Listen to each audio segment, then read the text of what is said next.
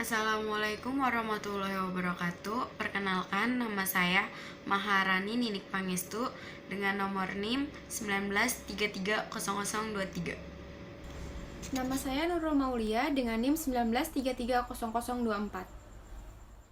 Perkenalkan, nama saya Raja Pramuji dengan NIM 19330025. Nama saya Salsadila Andisa, NIM saya 19330026. Alat dan bahan. Yang pertama ada termometer, berfungsi untuk mengukur suhu udara. Yang kedua ada beker gelas untuk mengukur volume larutan atau bahan yang tidak membutuhkan tingkat ketelitian yang tinggi. Lalu ada pipet tetes, membantu dalam pengambilan cairan yang sudah mendekati batas volume dengan mudah. Yang keempat ada kertas perkamen, sebagai alat untuk menimbang atau alas untuk bahan lainnya. Yang kelima ada Erlenmeyer, untuk mencampur, mengukur, dan untuk menyimpan cairan. Yang keenam ada buret, untuk meneteskan sejumlah reagen cair dalam eksperimen yang memerlukan presisi. Yang ketujuh ada spiritus, untuk pemanasan karena uapnya yang tidak berasap sehingga tidak membuat lab kotor. Yang ke-8 ada kaki 3, untuk penyangga ring, penahan kawat kasa, dan penyangga ketiga proses pemanasan. Yang ke-9 ada kawat kasa, untuk menahan beker gelas atau labu ketiga proses pemanasan menggunakan bunsen. Yang ke-10 ada statif dan klem, untuk menegakkan buret, corong, dan peralatan gelas lainnya. Yang ke-11 ada timah analitik, alat untuk mengukur massa suatu zat padat ataupun cair. Di sini saya akan membacakan tujuan pengamatan mutu sifat kinetik, yaitu mengenal sifat bahan hasil penguraian atau kinetika reaksi. Prosedur kerjanya yang pertama, timbang vitamin C masing-masing 1 gram sebanyak 3 kali. 2. Masing-masing dilarutkan Erlenmeyer 100 ml Aquades. Yang ketiga, masing-masing Erlenmeyer dipanaskan selama 1 jam dengan suhu 40 derajat Celcius, 50 derajat Celcius, dan 60 derajat Celcius. Yang keempat, masing-masing Erlenmeyer dipanaskan selama 5 jam dengan suhu 40 derajat Celcius, 50 derajat Celcius, dan 60 derajat Celcius. Yang kelima, lakukan pengukuran dengan spektrofotometri.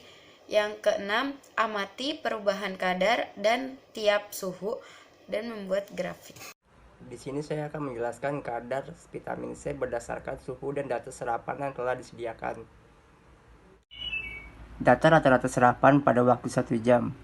Pada suhu 40 derajat Celcius, kita mempunyai 4 data serapan. Yang pertama, 30,475 ditambah 27,663 ditambah 26,773 ditambah 26,592 dibagi 4. Nah, hasilnya 27,876. Pada suhu 50 derajat, kita mempunyai 3 data serapan. Yang pertama, 25,703 ditambah 19,527 ditambah 15,200 dibagi 3. Hasilnya 20,143. Pada suhu 60 derajat Celcius mempunyai 3 data serapan. Yang pertama 17,308 ditambah 14,941 ditambah 13,720 dibagi 3. Hasilnya 15,323. Kemudian hasilnya 15,323. Kemudian pada rata-rata serapan waktu 5 jam, yang pertama pada suhu 40 derajat Celcius kita mempunyai 4 data serapan. Yang pertama 32,300 ditambah 30,252 ditambah 27,175 ditambah 26,978 dibagi 4. Hasilnya 29,176. Pada suhu 50 derajat Celcius kita mempunyai 3 data serapan. Yang pertama 32,860 ditambah 28,176 ditambah 24,300 dibagi 3. Hasilnya 28,445. Pada suhu 60 derajat Celcius mempunyai 3 data serapan. Yang pertama 33,350, yang kedua ditambah 31,238 ditambah 28,150 dibagi 3 sama dengan 30,912. Setelah mendapatkan hasil rata-rata, yaitu dimasukkan ke dalam Microsoft Excel dan menggunakan Quick Layout untuk mendapatkan grafik dan fungsi Y-nya. Grafik serapan 1 jam ialah sebagai berikut. Didapatkan Y sama dengan 0,6276X plus 52,494. Dan selanjutnya grafik serapan 5 jam ialah sebagai berikut. Didapatkan Y sama dengan 0,0868X plus 25,171. Saya akan menjelaskan tentang perhitungan akhir dengan rumus Y sama dengan AX plus B. Perhitungan akhir menggunakan rumus Y sama dengan AX plus B. Serapan 1 jam. Yang pertama, suhu 40 derajat Celcius. Y sama dengan min 0,6276X ditambah 52,494. Rumus Y dilihat dari nilai grafik. Lalu, 27,875 sama dengan min 0,6276X ditambah 52,494. 27,875 ini dilihat dari rata-rata suhu 40 derajat Celcius. Lalu, 27,875 dikurang 52,494 hasilnya 0,6276X. Lalu, hasilnya min 24,619 dibagi min 0,6276. Hasilnya X sama dengan 39,227. Min 24,61 ini hasil dari 27,875 dikurang 52,494.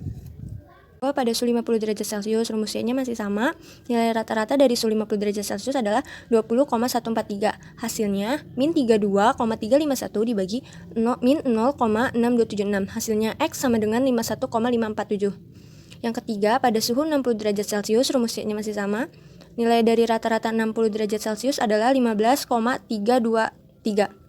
Hasilnya, min 37,171 dibagi 0, min 0,6276. Hasilnya X sama dengan 59,227. Setelah mendapatkan fungsi Y sama dengan AX plus B dari grafik, pada serapan 5 jam, Y sama dengan 0,0868 X plus 25,171. Untuk suhu 40, Y sama dengan 29,176 didapatkan dari rata-rata jumlah serapan. 29,176 sama dengan 0,0868X plus 25,171. 29,176 dikurang 25,171 sama dengan 0,0868X. 4,005 dibagi 0,0868 sama dengan X. X sama dengan 46,140. Dan untuk suhu 50, Y-nya sama dengan 28,445 sama dengan 0,0868 X plus 25,171. Lalu 28,445 dikurang 25,171 menghasilkan 3,274, lalu dibagi dengan 0,0868 dan didapatkan X 37,719. Untuk suhu 60, Y nilainya 30,912 sama dengan 0,0868X ditambah 25,171.